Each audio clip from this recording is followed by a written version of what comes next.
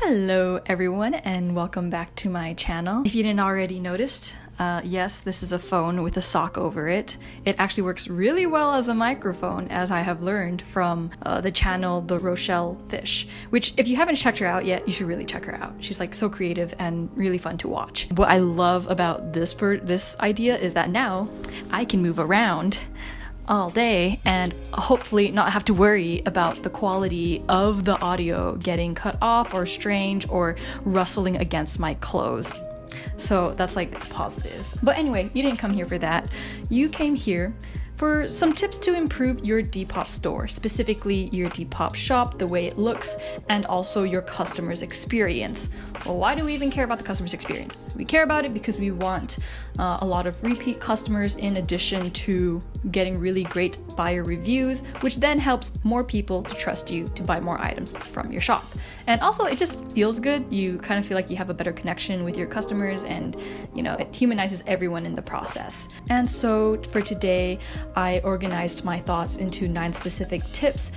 In general, I realized the common themes is 1, personalization, and 2 is controlling for expectations. And you can do these 2 main themes without compromising or spending so much time on your shop, because if you already see me in my previous videos, I'm all for efficiency, time management, and very intentional with how you run your Depop business. And being able to choose which tips resonate with you will honestly help you better customize your store to a level that you feel you're proud of. So yeah, you don't have to take all of them, but I definitely think having some of these ideas will be very beneficial. With that being said, let's get started. I talked about this first point in a previous video of mine, which is to use the text replacement setting on your phone. So what I mean is, I'm not sure how Samsung phones do this. I do know they probably have it, but with iPhones you just go into settings, you can type in the search text replacement, and from there you can create what you want, what whole phrase or sentences you want to be typed out, and then what phrase you want to use to make it pop up. And the reason why having text replacement has been such a game changer in my life is because I'm able to automate the process a little bit more in responding to people without having to type out whole sentences, or even just writing descriptions without typing out whole sentences, especially when it's usually the same information over and over.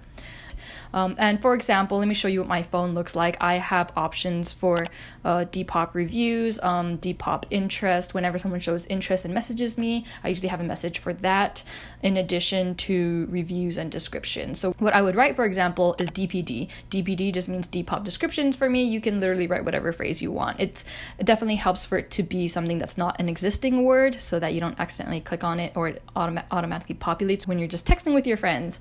Or I definitely have a Depop message for when someone just purchased an item from my store, and it really goes a long way to take that extra step to do a confirmation message. So what I generally do is say something like, "Hi, so-and-so, thanks for shopping my shop. I have received your payment and I will be shipping it out within XYZ number of days." Usually I put 1 to 2 business days. Sometimes if I know I'm shipping it tomorrow, then I'll say tomorrow. And then if they have any questions, just to let me know. Ultimately, this just serves as like a confirmation message. So that's pretty much it for text replacement. It is an absolute game changer. And if you haven't done it and you've just been copying, pasting messages from your notes, like, what are you doing?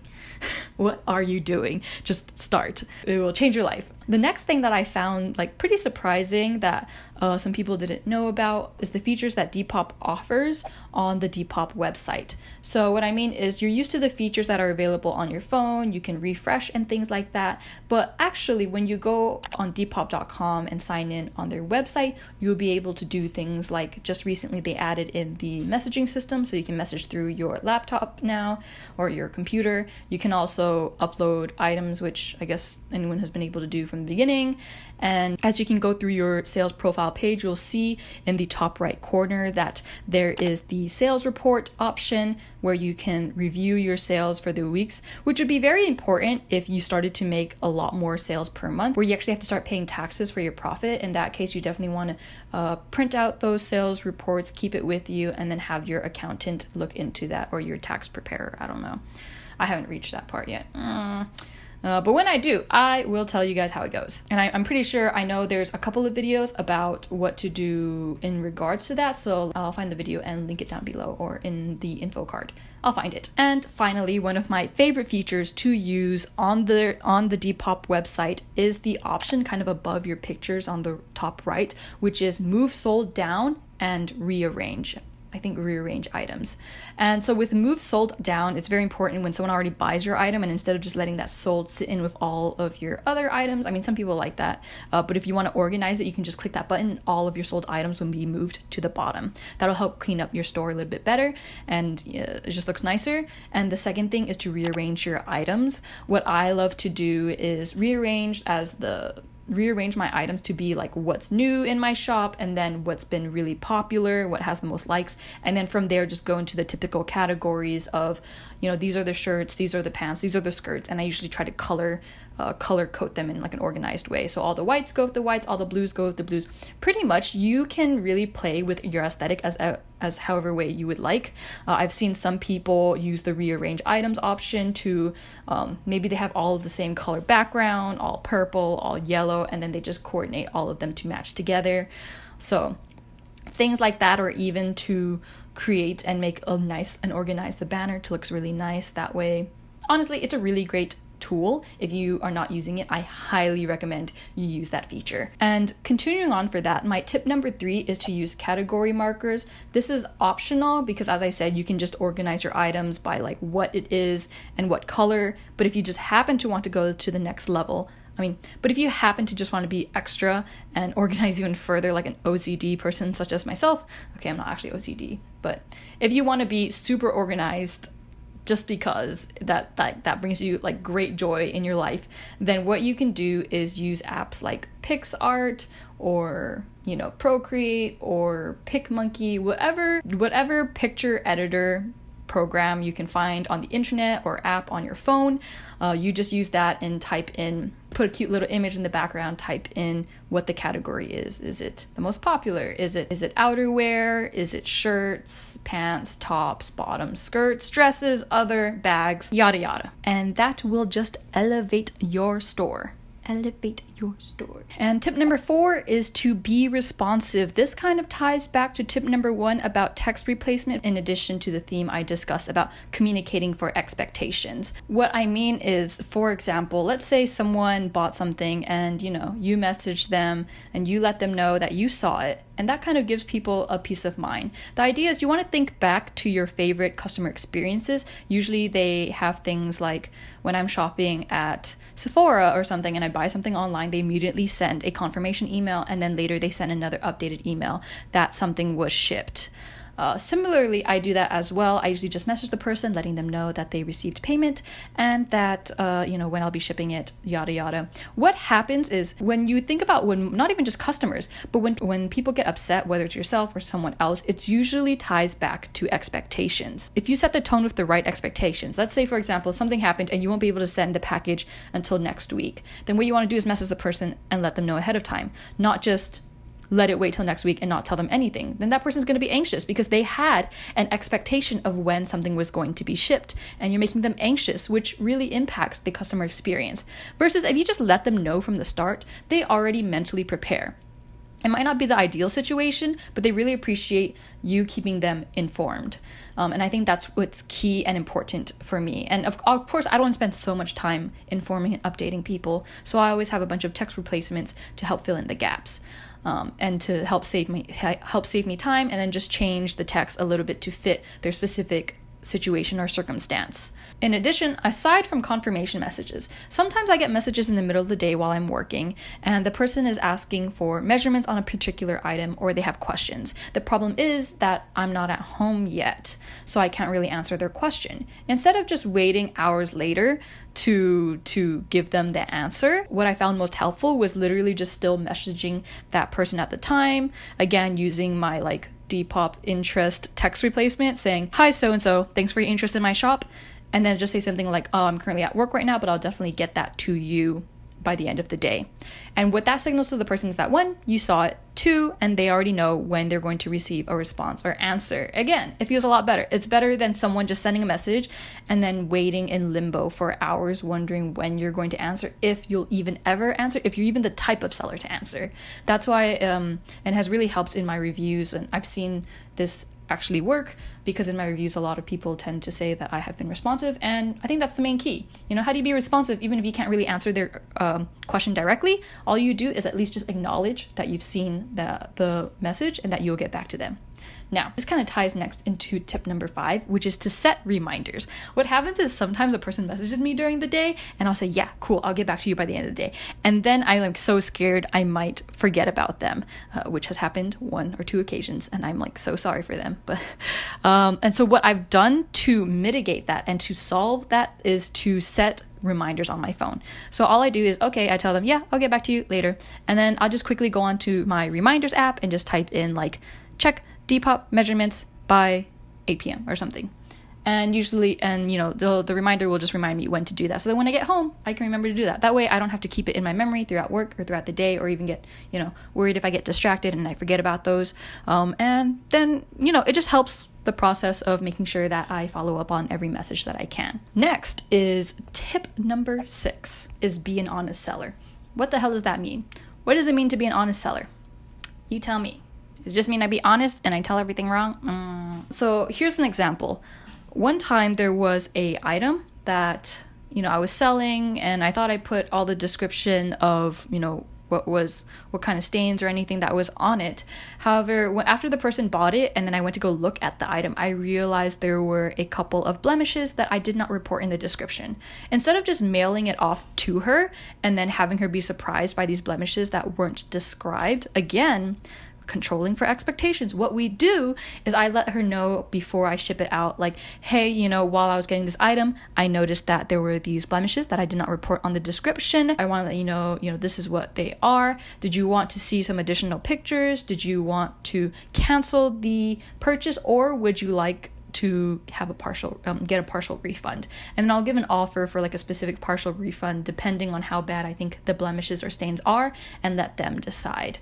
Most of the time they take the partial refund, and so what you generally do is just go onto paypal.com, go to the transaction, click issue refund, and then type in the specific partial amount that you want to give. Don't give the whole thing, just the partial amount before you submit it. That's all you really do. And for the most part, I still receive a good review from them, even though there were blemishes and, unexpected circumstances, all because, say it with me now, we controlled for expectations.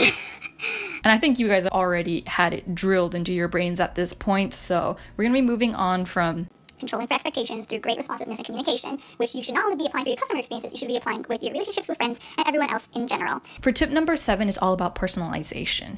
Here's the thing though, some people find that personalization takes up a lot of time, and I'm here to tell you that it doesn't need to be that complicated. What I mean is you have the option of tip number 7, which is to create a personalized letter or message to the person who bought your item. Usually you write a quick little letter like, thanks for shopping my shop. I hope you enjoy XYZ item. If you have an Instagram, I would love to see it. Please tag my Instagram shop here at blah, blah, blah, blah, blah. Have a great day. Hope you have great health. Something like that. And then sign off on it, which is definitely something you do, but not a lot of people have time. Sometimes they just have enough time to say like, thank you, which is fine. Because even just writing it and having that personalized aspect that someone wrote it and not just printed it is already pretty good. Which brings me to tip number 8, to use their name. Use your buyer's name, use the user's name, use the name wherever you can. It goes a long way just to instead saying hi, but not saying a person's name, but just saying like, hi Jason, hi Kelly, hi whoever. It really makes a huge difference because for the buyer, it signals to them that you care about them as a person, that they're not just they're not just one of tens of hundreds of your messages that you get a day, and they're not just one of your many buyers. And not only that, honestly, for me, it's really helped me build a connection and humanized my customers to myself as well. Because, every day you're just kind of reading them through text. Sometimes it's hard to remember that they are definitely a person on the other side. And just taking that 1 second to look for their name really like brings me closer to my buyers or even to the people who just stop by my shop. And so you'll find that in a lot of my text replacements or my messages, usually I put hi and then an emoticon. And why I put that like really glaring emoticon in my text replacement is so that I remember once I type in the phrase and the text replacement pops up, I go to that emoji, take out the emoji and replace it with their name and then click send. And that's pretty much how I automate personalization. But yeah, in general, I think that last tip is the most basic and most important in good customer service. I'm saying this as someone who used to work in B2B sales, and it goes a long way. And some people will find that what I've listed today, some of them may be obvious things to them, it may not be obvious to some others. It usually also depends if you have worked in customer service before or any customer facing job, or if you're someone who really enjoys reflecting on your shopping experience and what you liked about it and what you didn't like about it. Usually that really helps a lot. And that's where I gain a lot of my inspiration from, is seeing how other businesses treat their customers, and I reflect how I want to be treated and how I enjoy, and then I try placing that and doing that with my own customers as well, and trying to be consistent with that. Obviously, every day is not a great day. Sometimes you're sad and it's hard to keep up with the messages, but I think doing the best you can is all you can really do.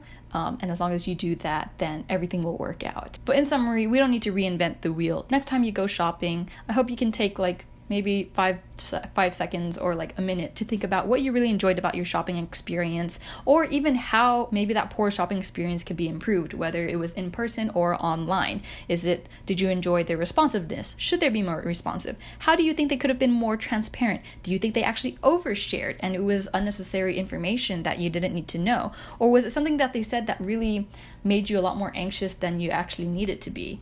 So those are all like the questions you could ask yourself about the experience. I'd be curious to hear what you guys have tried or what you guys have done and what has worked for you. But that is all, guys. Thanks so much for watching. As always, I love reading your comments and answering where I can, and I especially love when some of our subscribers come back and answer questions, or when others, chat with others and we get like a whole little conversation going on where we're all just helping out each other. That being said, if this video was helpful and useful to you, then please click the like button, comment down below, subscribe.